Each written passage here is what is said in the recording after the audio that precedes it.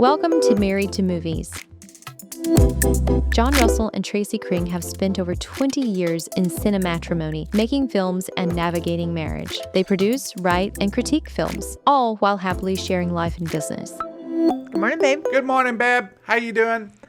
Good. We went out and socialized and saw a play reading. We did. I also saw some people that I wasn't expecting to see there, and an actress. Some like old friends. Yeah. I really enjoy hearing things read out loud. Like, I like table reads. I like hearing how it sounds. It was funny because there was a lady, apparently she didn't like table reads because she was like, she wanted it to be a lot slower and she wanted there to be a lot more Entrances pauses and exits. And I'm like, that's a play, lady. That's not what we're doing here. Oh my God. Yeah, get a clue. But afterwards, we went out with a friend of ours and ate at a Turkish place, which was super yummy. I love cultures who have lots of lots of condiments. That's right. I love that. You love where it's just like, okay, I can take a little bit of this and I can take a little bit of this. And one of the things in Turkish food, I don't know what it's called, but basically it's an updated version of carrot salad that you would get in elementary school. I've never had that as Turkish food. I haven't either. This is why I love Mexican food. They have guacamole, they have salsa, they have queso. Like, they have so many condiments. Well, Cuban food, the best part of Cuban food is all the stuff. Is like the pickled little slaw onions and the slaws and yes. Yeah. And I also love Ethiopian. And they have lots of little plates of things. They have lots those crazy breads. We ate at an Ethiopian place in Atlanta, and it was funny because we're just like two white people sitting there, and the lady was like, well, you should order from this side of the menu. And we were like, why? And she's like, because you're white. Yes, because you are pigmentally challenged and you and I was can't like, take it, bitch. I don't. If that is what white people are coming in here and ordering, I want the exact opposite of all of that. Give us the real food. I want the real stuff. Give us the real shit. We found a new show. I'm over this particular setup where it's like some kind of goofball loser dude who's a detective of some sort, and he's like solving crimes at a level that no one like him could solve. Yeah, they're kind of burnouts. They're the Big Lebowski did a version of it, but this ended up being so much better. It was called R.J. Decker. Well, it's Scott Speedman, and he's not someone I'm interested in. We did not have faith. No. I remember the first time I watched the movie Underworld, I was blown away. I thought Underworld was amazing. It was he sucked. There was like the werewolf and come on, Michael Sheen. But yeah, no, he's super hot in that, and he's like a dude who's like oddly ripped. There's some dudes who, when they take their shirt off, you're like, I did not see that coming. Yes, Michael Sheen in Underworld is oddly ripped. That's true. The worst part though of Underworld is Scott Speedman. Oh, for sure. Oh, for sure. It's just like you got Kate Beckinsale and Michael Sheen Bill Nye. To the point where you're like, what did this man know that he held over? Yeah. That casting There was director? some like, sort of what like, did he, blackmail going on. He knew what there. you did last summer. He was Christopher Walken on the boat, okay? No idea. Was that a Natalie Wood reference? Yeah. Yeah, because I know that bitch knows what happened. It was really clever. Right before they happened, I knew what was coming. I could tell where this was going. And they did a good job of setting him up that he had been a reporter before. So he wasn't just an idiot. Yeah, he's not just some dude with a camera. He does have a background. He's not a cop. But he had also spent some time in prison. So that has really affected the rest of his life. And I will say, it's very sleuthy because you might meet a character, they disappear, and then they pop back up in some different context. Right. I do find that sleuthy, which is like to say that it's convenient. There was a plot-wise. There was a little bit of a convenience, but sometimes it has a reason. Sometimes when there was a convenient and you thought, oh yeah, whatever, and then they would end up coming back around. It's like, oh, that makes sense. Oh, okay, I see why she's there now. Okay, that makes sense. The way that it's kind of about the haves and have-nots. It's about, sort of different levels of society. It's about Florida. When we made our movie Girl in the Palms, what is incredibly obvious is there is a very, very weird part of Florida and a very, very sort of conservative, touristy, rich part of Florida. Mm-hmm. And these things are always intermingling in like the strangest way. The tendrils of Florida are always, cohabitating with each other. It does have those vibes of the typical detective thing, but I think they're doing something a little new with it. I think so. You know a show that we were super into, like in syndication? What? Burn Notice. Oh, yeah. Another Florida show. Burn Notice. We loved Burn Notice. We were very much into Burn Notice. We were Notice. So into that, and it's unusual for us. There is a hilarious SNL game show sketch about Burn Notice. Is that where they go, burn? Right. You burn. Well, no. And the game show is basically telling you things about this very popular show called Burn Notice, and nobody has heard of the show. And that was the thing about that show. It was just like, if you found it, you found it. I brought home a little candy for you. And you didn't. No. Stop lying to me. What are you talking about? Stop lying to you. You did now. Candy. So there's this little candy called Bueno. And they're like cheap little candies. Yeah, they're cheap little candies. But they're good. They're like have a wafer and chocolate. If you have never had a Bueno, it's like if you opened a Twix and each bar were wrapped individually. Individually wrapped, yes. You often, when you're out and about, will get a candy bar and a soda. The soda is medicinal. It's like I'm really thirsty or I need my sugar up. Sometimes it's water. You say I got shaky, so I had to. So I needed to get something. I had to. I got shaky. I did. Yeah. Do you want me to die? You want me to go into a diabetic fucking coma? You don't even have diabetes. No, I don't. But it could happen. You get in the car and you give me one of the Bueno sticks. I give you one of the Buenos, yes. And I'm like, oh, these are really good. These are cute. Like, oh, wow. And you're like, yeah, I get these all the time. And then it just turns into this, like, she just discovered that I have an apartment for a whore that I've been sleeping with. Pretty much. Excuse me? You get these all the time? Okay, if it was a Kit Kat and I ate the whole Kit Kat. It's not individual. Kit Kats are not individual. They are individual. No. They're little individual things. They're not wrapped. They're not wrapped individually. They're not wrapped individually. So you could have been sharing your other piece of your Bueno with me. They're tiny. This whole time. They're so tiny. Well, they think that's a serving size. Because they wrapped it individually. I don't even know if a Bueno is actually too serving. I don't think it is. But instead of appreciating the fact that I brought it, it's made to share. Okay, it can be shared. That doesn't mean it's made to share. I just was highly offended. Oh my! When I get the Nutty Buddies, like the little Debbie Nutty bars, the little Debbie Nutty bars, and I say, "Are we going to share this?" No.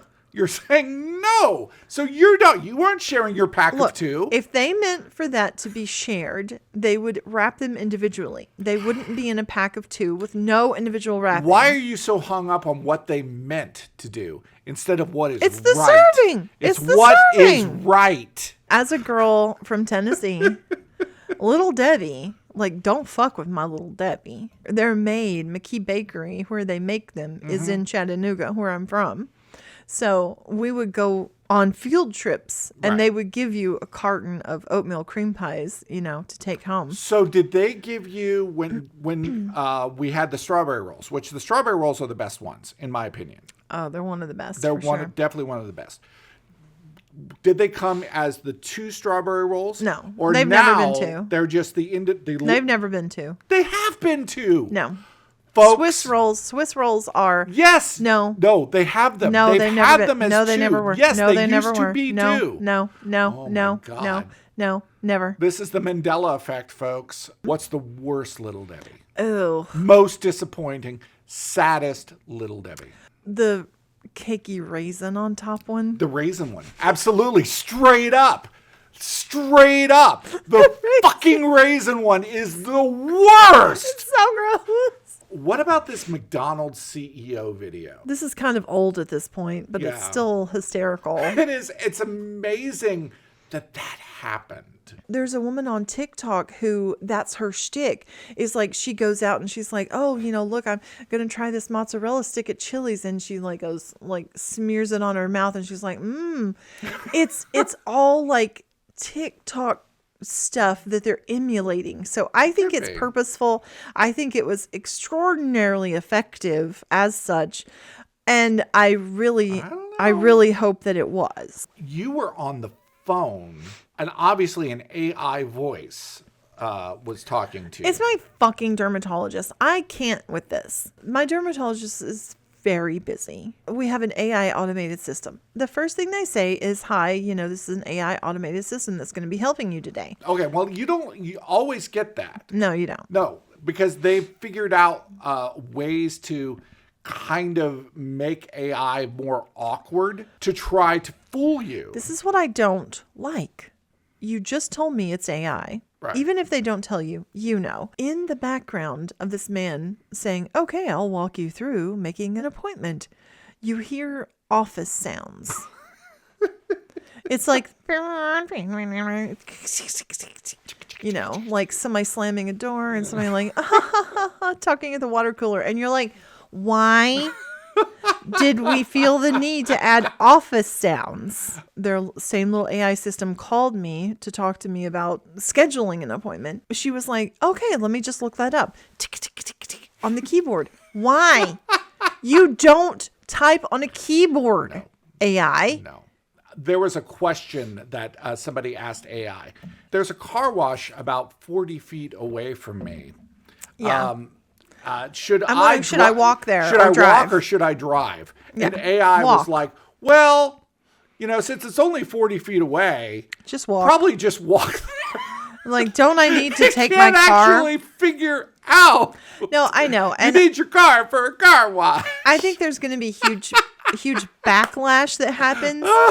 I think in general, if the public fought back against, let's say, AI at their doctor's office, I think you could pressure them. Once people have expressed that, no, I don't want this. Just like if we said we didn't want self-checkout, I fucking hate self-checkout. You found a gig online and I applied for it and they called me back and they sent me a sample. Okay. So that I could, watch it and see if it was something that might interest me. The opening of their film was kind of a problem. Yeah, somehow it had slipped through the cracks of every single person that had ever watched this, that the editor currently had not used the lav audio, and they were just using the camera sound. Right.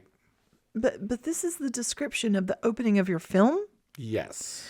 And there's no lav audio. And I checked later for the same guy, the same interview, and it did have lav audio. Right.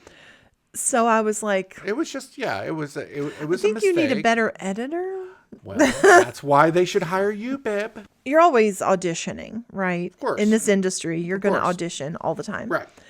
Honestly, I've gotten to the point where I'm comfortable with my ability. I'm confident in what I can accomplish and do. And when I do an audition for a job, I just try to do the best that I possibly can, and make myself happy with my performance on the call, even if I don't get the job. Well, I did a good audition. If they don't recognize the quality, okay, I may not be for them. That doesn't reflect on you. The context of me telling them was like, hey, you should check this and see if you have this audio. Right. Because if you have it, you should definitely put it on there. Right. Regardless if you utilize me or not, this is going to help you. Yeah, this is for your own good. Right. Still, even in an audition, I can be a contribution to someone. As a person in general, whether it comes from your spiritual belief or just your personal moral code, is you want to be out for the good. Okay? It's the good of the other person, the good of the project. You're out for the good of humanity. And that is the question that you should always be asking yourself. Okay? What is for the good? Oh, that's good. What is going to improve the world? We found another show. It's called Sheriff Country. I thought it was a Taylor Sheridan show. It felt so Taylor Sheridan. No, it's because he has marshals. Yes. And it stars Marina Baccarin, who we know from Homeland. Yes, and the new V. Yes, we know she her. was the V. She was. She was Diana. Yes, and she's in Deadpool. She's had a really interesting career. I think she's doing good. I think she did great. She is the sheriff of this very, very backwater town. I don't know where it is. It's called like Edgewater. Yeah, Edgewater. I don't know if it's in Colorado. Edgewater is a hellhole. It really is. There is so much meth and marijuana. It must be in central Ohio. I don't know, man, but Edgewater is not good. Fucked. In the first 2 episodes, it was like there's murder and there's like a whole area you don't even go to because it's like they're growing weed out there. But it's not set in the South, which it does feel like it should be. It feels like the South, though. It feels like where you grew up. Which makes, and it could be Ohio, though. Maybe. I don't know where Edgewater is. Okay, look, Ohio is the South minus accents. Yeah, and culture. Her father is like a her former father weed is dealer. from Deadwood, right? Yes, he is the guy from Deadwood. Yes. Oh, I love him. I like that guy. He's a cool character actor. Yeah, awesome character. Deadwood is a show that we really loved, but I've never watched it again. We have like our shows, like whatever is going on that season. Like right now, I think The Pitt's going to be finishing up soon. Yeah, probably a few more episodes of The Pit, yeah. And I totally called what was going on The Pit. You did. By like the first of episode 2. I know, you nailed it, babe. You can tell because like they always show their hand, don't they? I was talking to family on the phone this week. What came up was the people that are no longer with us, what they would think about who I am and the person that I am. The choice you've made. The choices how you're that acting. you've made. Like, what would they say? And it just clicked with me. The dead have no opinions. No. And how many of us live our lives based on the opinions of people that are no longer around? And sometimes the dead can be people that are still living, but they're just dead to us. They're not important necessarily in our lives anymore. Maybe there's someone from our past. Maybe it's some form of trauma or whatever. It has no opinion of you. And to give any credence to the thought process of what would my grandmother have to say, or what would my father have to say about what I'm doing right now, is just a chain that you're putting around your own neck and strangling yourself. I think there's a lot of things that your psyche tries to get you to work through and recognize, acknowledge. Your brain can't just come out and say, oh, you're worried about being successful. Mm-hmm. Okay. So it just plucks the harp string of a memory that it has access to, which is a person who represents someone who might tell you about how successful you are, someone who might judge how successful you are, right? Or someone who you thought were successful, or somebody who created a trauma within you about success. So so your little brain is up there just dinging that harp string Right. But you're the one that's actually giving it validity. Well, and, you're just okay, like, now, well, right. what are they looking? Because this you're idea asking the wrong question. No one is looking down. No. On you. Remove the dead person, and then who's standing there? It's me. Right. And I'm worried about Right. what this decision means for me and where I want to get to. It's that when you put the ghost in between. In my opinion, the ghost is the thing that is the only mechanism that your inside self has to communicate with you, is through past. I understand that, but what happens is that you're putting all of your insecurities and all of your fears into that ghost. That ghost is almost always but it's negative. And it's only representational. I understand it's only representational, and but all people, why do you have to fill that representation with negativity? That this person would be ashamed of me. This person would feel like I was wasting my potential. This person was, yes. Yeah, I agree. And your brain can use that because you are not cleaning that little mess up. That's a person who represents, judgment to you. Right. Okay. Right. And you haven't gone back and sometimes it's reconciled not a that. Sometimes it's your belief system. Sometimes sure. it's God. It's like God is going to hate me if I do this or that. What is God going to think about this? Nothing. What do you think about that? And can you reconcile that, whatever you're about to do, with who you are? I enjoy watching those little people talking about, I guess self-improvement is the vibe. But this one guy quoted somebody, Carlos Castaneda. Okay. And I looked this person up, and he's a supposed cult leader, but the guy was talking about his teachings basically. And I don't disagree with his teachings, which are lose self-importance. And that kind of goes to, the idea of success or where you're trying to get to, or the you of how we all live, the me of how we all live. So many belief systems have basically the loss of the ego. Yeah. The ego death. The sacrifice of self. In Christianity, it's being born again. Erase personal history as much as you possibly can. Detach from what has already occurred because it's irrelevant now. We're not bringing that into our now. This was interesting. Use death as an advisor. The wages of a thing, right? Like, what is the outcome of a thing?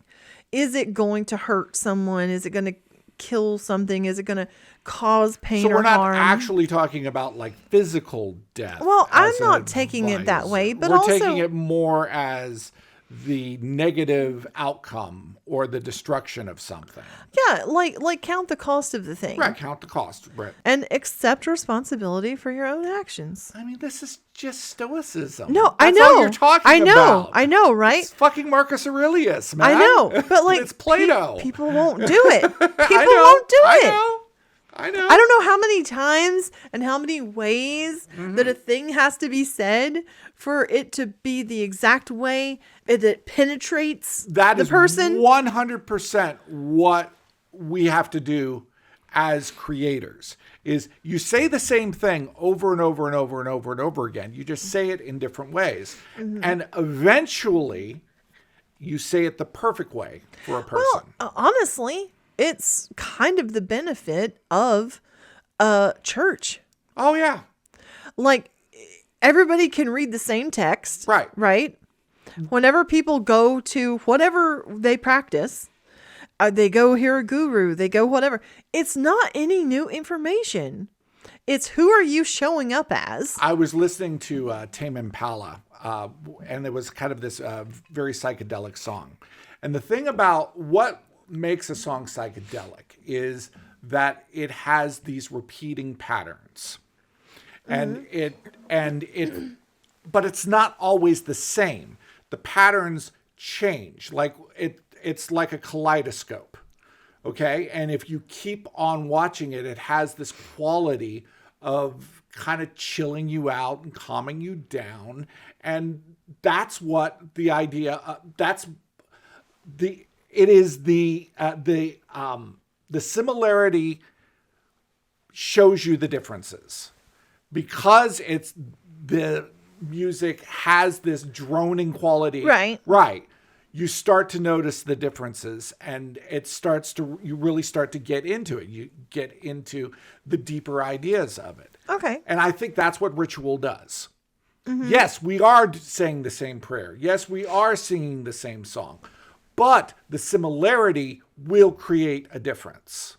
I feel like that's really where some very interesting discoveries can come from. I was on TikTok, and this girl was like, whenever your friends ask you what music you're really into right now, and you send them this, and it was Miklon. Have you ever heard of this? Babe, we have to end the show, babe. So I read the thing about the artist, and the artist is all about creating like a healing music and like spiritual music through like use of frequency.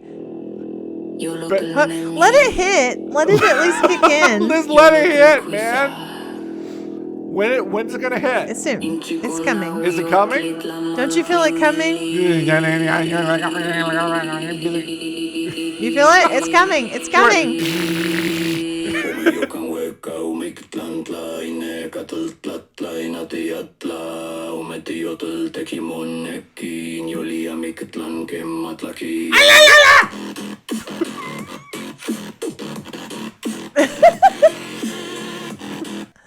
Isn't that good? I really like it. Good would not be the word I would use. It's hard not to get romantic about movies. Follow, like, and be part of the conversation. Tune in next week for more Married to Movies with John and Tracy.